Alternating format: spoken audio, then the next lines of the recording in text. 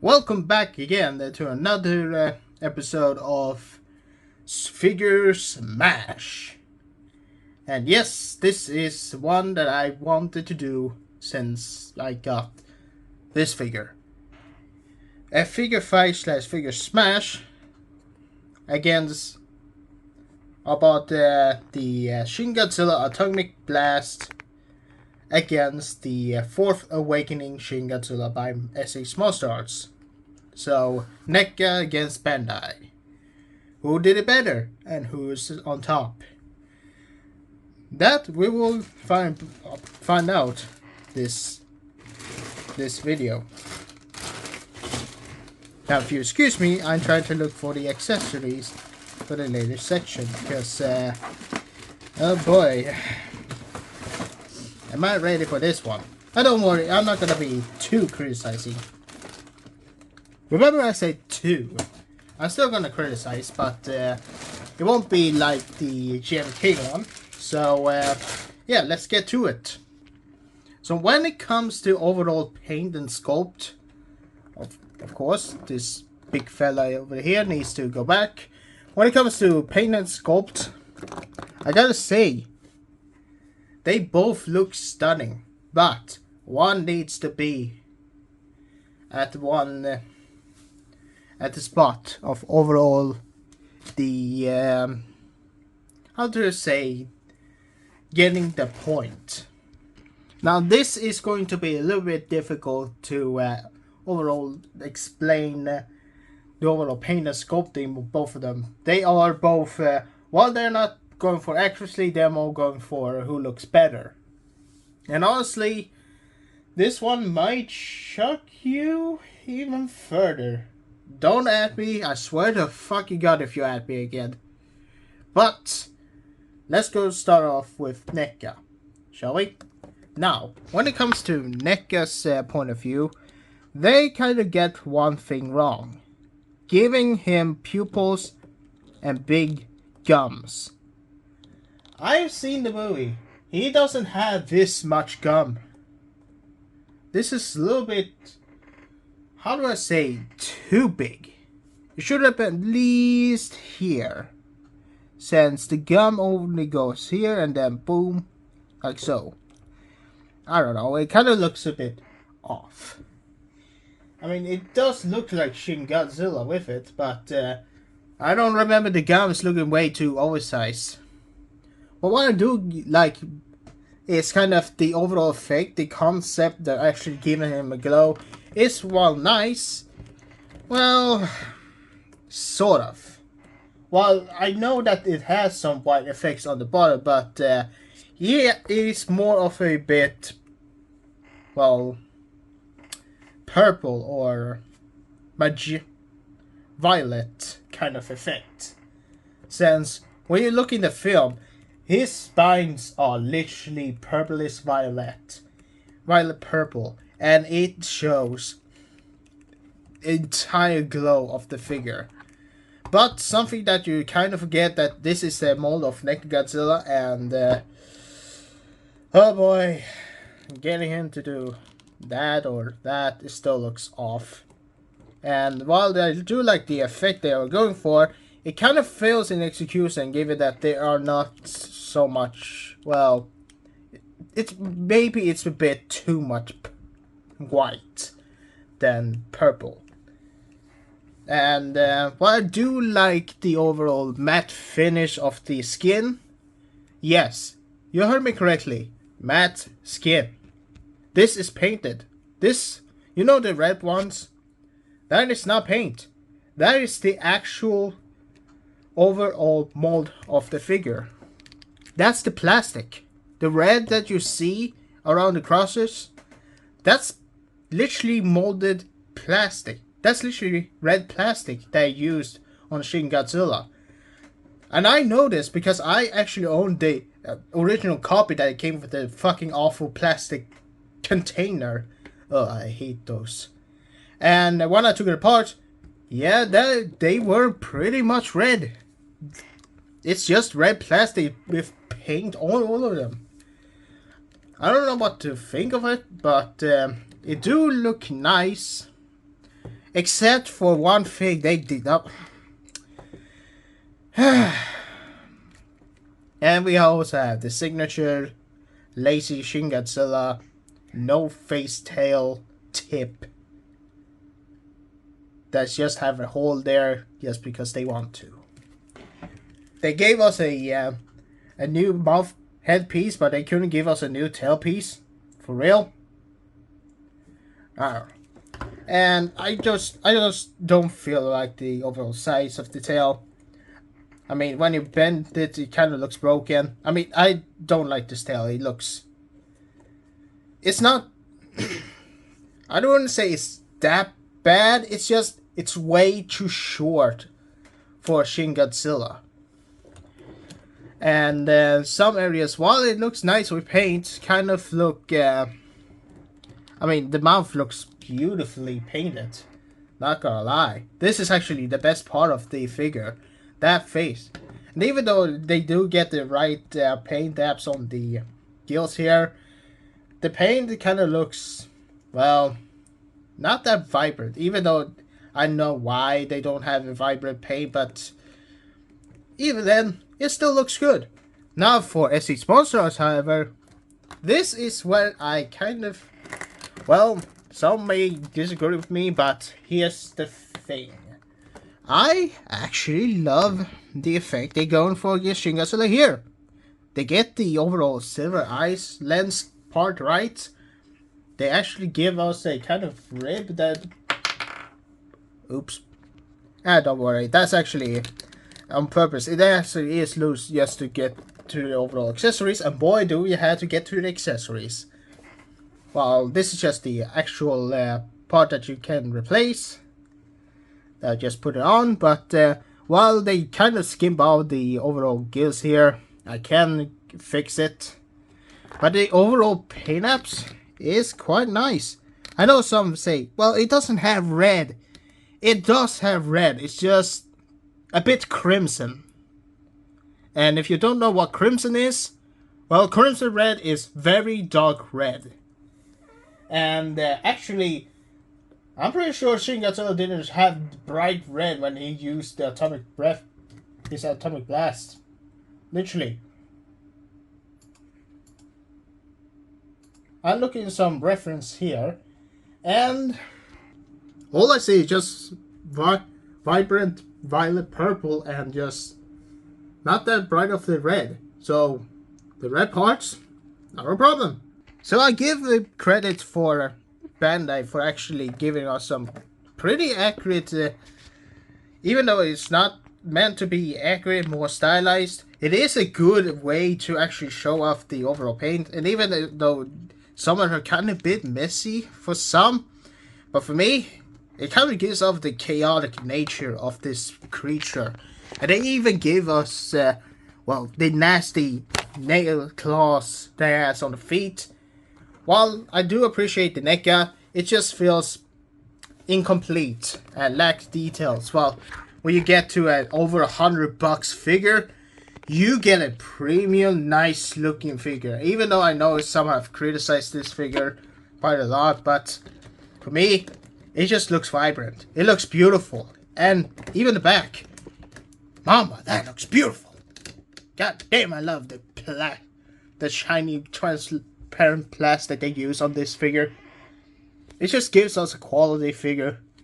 And even though I had owned the poster color version of 2019 Godzilla that I actually sold off, sadly, since, well, I didn't want it to green over time. But for this, I have no problem actually having just this one. It looks vibrant. It looks beautiful. And even to the areas right here, I don't mind if it doesn't have any white shiny goodness. The purple is just straight up beautiful. And even on the top of the tail, you get the signature beautiful the open jaw, extended jaw that is tail face that actually showed up in the well, spoiler alert, in the last third act in the film, when he literally uses the tail as a surprise instead of the overall in the night, he uses it on the day. when you're trying to fend off. So it's kind of pretty beautiful. And even the optional part that I'm going to show you in the accessories, this is quite beautiful. I'm not gonna lie. I know people are kind of criticizing of Shin Godzilla not having red. I know people are kind of criticizing of Shin Godzilla not having red, but when he has less red on the body, when he has on the night, or literally when he uses the atomic breath, it is actually beautiful. I kind of a little bit divided which one I'm gonna give point. I mean, it's both actually executed really properly, but for overall sculpt, s.h.monsterarts pretty much win on that one. But for paint, well, even though he does have somewhat better paint, I'm not sure, but I'm gonna give this quality, even given the effect of red there. When I see also a shot of Shin Godzilla actually uses his beam as such, it kind of gives off a good effect that this overall mouth is shining through. So that's nice. Call me a Bandai loving or a hypocrite as you want, but for me, as Bandai gets the point for actual sculpt and paint for me. As for price, yes, I'm gonna do it a little bit different because I do want to give this one a point somehow, because Neca always get the point of pricing, because this retails at around $20, while this, well, it kind of retails at 160. It kind of depends, either 160 or $200, and plus MSRP. And the aftermarket, oh boy, yeah, it kind of is pretty obvious who gets the point for price. As for scale, maybe. Well,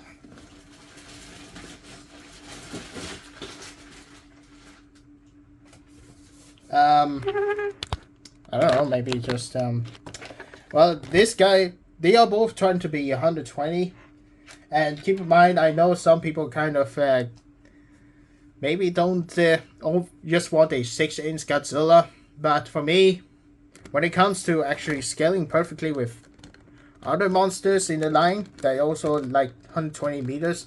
I mean, this is 118 meters tall in the film, so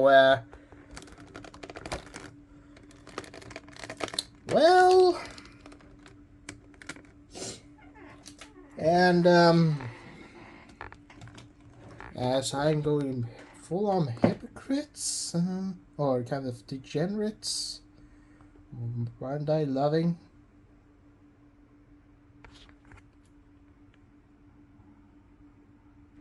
You may say a bit of a tie in your opinion, but for me, it's a clarified way for a banner for this one. Depending on who you are. Neither is wrong. Either a tie or wait for s.h.monsterarts. I mean, literally. It scales well with the other s.h.monsterarts high-say Godzillas. Now for articulation. Oh boy. The only thing I can give a credit for this Godzilla, Shin Godzilla, is that he can look more up than his other competitor, since they literally don't give him an upper jaw, upper head pivot up. But well, it kind of depends if you want him to look up and down multiple times. But he barely even looked up that much. I don't know. Well, either way, he does have a ball barrel system on the head, on the neck, a little bit of the arm, hinge joint overall, as the light shines away from my point of view. Don't at me. And then we get, oh hey, look, it's nice. Yeah, this one looks a little bit more better.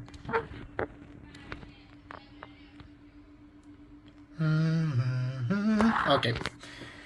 Well, as usual, a little bit of a ball joint system at the ab crunch. kind of scary as two big ball joint on the legs. Not that much of knee, 2 clicks and a little bit of pivot. And the broken tail system, like 1, 2, 3, 4, 5, with a bending wire that will break. So, yeah, do I really need to point out? As for my loving s.h.monsterarts, I know some people are gonna criticize for head popping off way too easily, but I would prefer that popping off way easily than be too tight, because if you have it tight, this one will break. Trust me, I have a s.h.monsterarts Shin Godzilla trying to pop off the overall socket here. Yeah, it's not that good to have a very tight joints. Jobby, I'm just gonna reference Jobby along so many times in this video, on these videos. Goddamn. As such, you may say that having a bit loose joints is a negative, but I think it's a positive because 1, you don't get too much broken pieces in one figure. I mean, it's better if it pops off than just floppy mess. Looking at you, s.h.monsterarts 2014 Godzilla. But even with a kind of a ball joint system, and of course you get the other head option that you can literally close. Okay, I may have spoken a little bit too soon, but hey, I don't mind. Shut up. Oh, what? Ah, here it is. Point. Anyway, ball joint system here. And here, motor ball joint system. I do love it. Even the ball joint system here on the shoulder, even on the arm. A ball joint system on the arm, elbows, ball joint, ball joint, ball joint. Ow, sharp. Love it. Ball joint, ball joint, ball joint, ball joint, ball joint, ball joint. Everything is ball joint. 1, 2. Oops. Never mind. 1. Ah! Hold on. 16. Beautiful curves. Beautiful poses. And of course, I caught me some bait. And even though it kind of is a little bit floppy, but hey, at least I don't prefer it being a little bit floppy than just being, well, at least when it comes to the tail, the masses is kind of a thing. So I don't mind. I mean, it's better than just having too stiff that will break easily if you pop it off. So, you know the drill. This one wins for articulation. Oh boy, now we come to the accessories. You know, the part where it literally describes them as the atomic blast. For the Neca, you get 2 blaster face. You know, these very white but have some somewhat shade of purple. Not that much. Kind of looks bland, and it is bendy, which honestly I don't like. But you can shove it, no matter which one, into these tails, and boom, here you go. Looks nice, right? Well, this one gets better. Well, you do get the optional beam effects that they are beautiful clear plastic with purple at the end and a little bit transparent in the middle. So literally you can have Godzilla only comes with one Bandai Act for stand with a little support piece for the beam, and you can literally tap it in. Well, it's not a too tight fit, and it kind of bit a little bit loose, but you can literally point it here, and also you can also put this one over here. If you have another one, you can also recreate it using the back beams as well. It's an option. And of course you can also use the tail here to plug it in like so, and bam, Here you go. Now Godzilla is using his beams. But that's not all. While he has the optional beams here, that's not the only thing that is literally for this Godzilla. For the Fourth Awakening one, you also get a beautiful base of smoke and fire. And of course, it has some text with some beautiful Toho cooperation beautifulness that you can literally place it on the ground like so. And then you can use this beautiful big ass piece, plug it in here, and you can also angle Godzilla here with Ab Crunch, and boom, you can recreate his iconic scene where he literally lets out the smoke and fire. Or if you want to have him use the fire on the air, you can literally plug it in to a stand where it literally has a tap system, literally a slot here, and then you just angle it here, and boom, here you have Godzilla just blasting heat. But that's not all. And that's actually a point for me to actually have him on tap, because he comes with quite enough necessary parts to literally create if he has well, run out of fuel. Because, well, Godzilla, while powerful, he does use a lot of energy and radiation. So in short, you get an optional jaw piece here, which is beautifully painted, but you just tap it in here like so. Well, you kind of need to angle the ball joint here like so. And then you get the optional headpiece, which I know I didn't use it on the overall figure, but considering he doesn't have his pupils out when he's using the beam, it kind of is a bit unnecessary for me to even talk about it. But even then, this one looks, well, he has side eyes, and that's actually accurate. Very nice detail. I know some actually have some QC issues with him, but for me, he looks beautiful. And now you just place it on top like so. While this is a bit of a snug fit, it is possible, but yeah, hold on. Well, I'm just gonna leave it right there. Mine is a little bit too loose, or doesn't pop in, but I will fix it.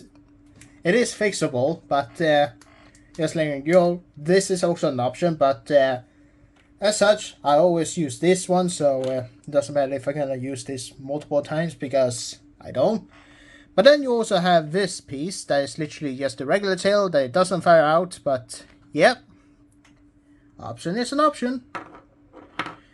And it also did compact in, so you can literally use this and boom, there you go.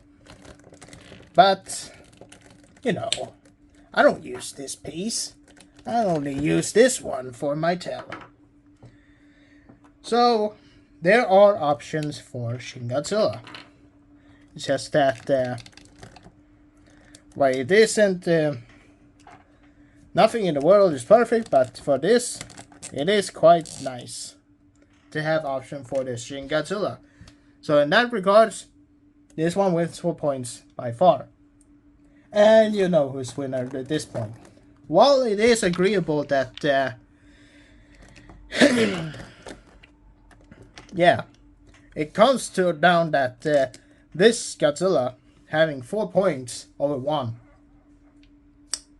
s.h.monsterarts wins by far. Well, that wraps up. So, yeah, there you have it. The s.h.monsterarts wins. And don't go over fanboy or overall critical here and say that my opinion is wrong, but this is my overall opinion and overall facts, what I think. So don't go cry over that Neca is losing for me, because I do love the Neca one. Trust me, I only had this because I didn't have it at s.h.monsterarts, so this one is only a would recommend picking up if you can actually find it for a good price and to be a good replacement if you don't have this one. But yeah, for me, this is a good figure to add into your collection. And I actually do prefer the s.h.monsterarts because while the Neca is a well-known option, a really pretty good option if you don't want to spend too much money, and it is pretty much $20. Well, when it was retailed aftermarket, well, good luck. Even good luck for the for Awakening, because yeah, the overall Neca one literally has pupils and not much detail on the tail, which is not that accurate, and it kind of lacks very much. While the s.h.monsterarts was having loose ball joints in the optional heads and such, it does compact with nice paint apps, nice looking details, articulation splendid, the size beautiful. If you have standing with other Godzilla's figures like Biollante and Destroyer, and even King Ghidorah, if you also have that one. Also good luck finding that one as well. I mean the Heisei one. It does fit well with a Heisei collection, since Godzilla in the film was like around 118 meters. So it would make sense to give that point for this Godzilla to actually be, well, looks much taller than him and actually scales well with the other Godzilla figures that you have in your collection. So yeah, that's my honest opinion. Now, that's my opinion. Let me hear about yours. What do you think? Should Neca actually have the point, or actually be the winner, and what's the pros for this one that has more than Neca, s.h.monsterarts, or do you think this is a little bit unfair? Well, for me, I don't think so. I actually think this is a fair comparison than you think. And sorry about my voice because I'm a little bit sore in the throat, a little bit sniffy, but I will heal up soon, so don't worry. Anyway, that's all I had to say, but hope you all enjoy, and next time, only time will tell when the timeless CyberKnight will appear with another video. Peace out.